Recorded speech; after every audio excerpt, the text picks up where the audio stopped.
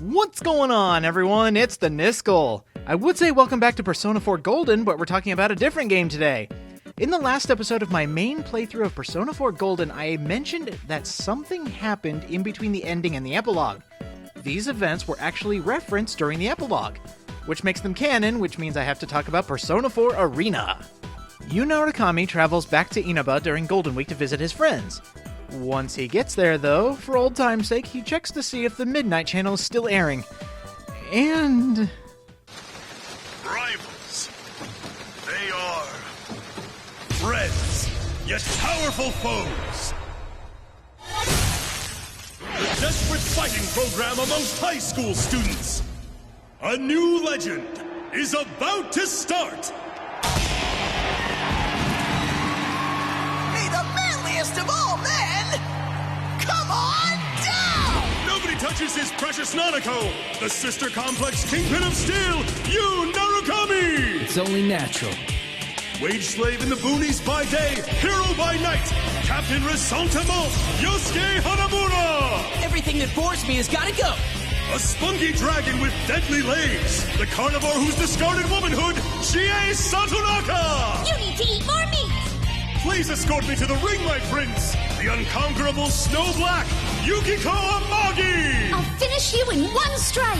Blooming roses and bulging muscles, the blood-curdling beefcake emperor, Kanji Tatsumi! Deep in the realms of romance, The body of a child, the brain of a genius, the 2,000 IQ killjoy detective, Naoto Shirogane! Is this an army of idiots? Fight and survive towards the one throne waiting at the end! The P1 Grand Prix where fierce fights will be fought! The battle begins tonight!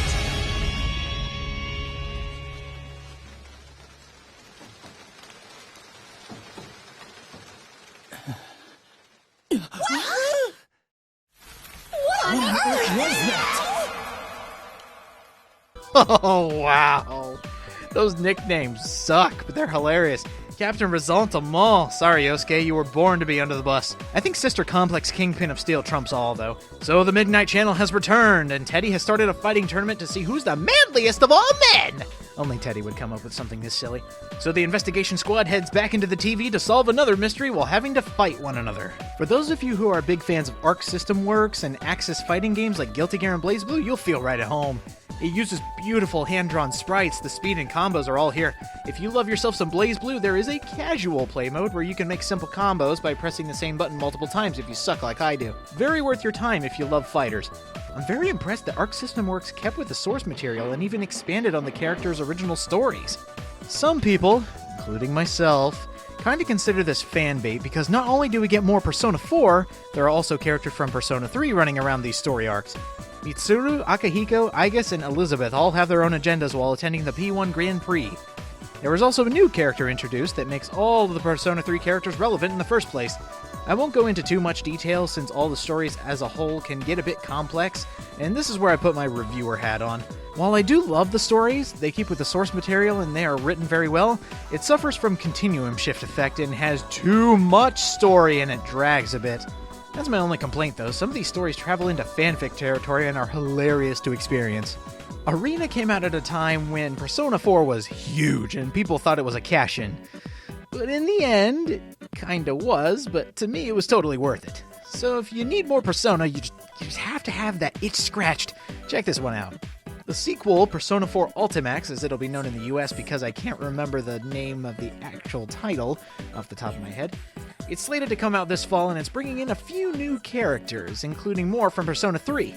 My personal favorites, Junpei and Yukari, it's so good to see them again. And oh my god, Rise, they're finally putting your attack stat to use. I should have done this bonus episode at the beginning, to be honest, just to tie up any loose ends in the story, so sorry for keeping you in the dark for so long. I know I mentioned in the last bonus episode that we tackle the second half of the Strength and Sun social link, but I want to go over the aspects of New Game Plus and some of the alternate choices you can make in the game before we tackle that. So until the next bonus episode, I'm sorry I'm such a scatterbrain when it comes to this, so I'll just say, I'll see you guys next time.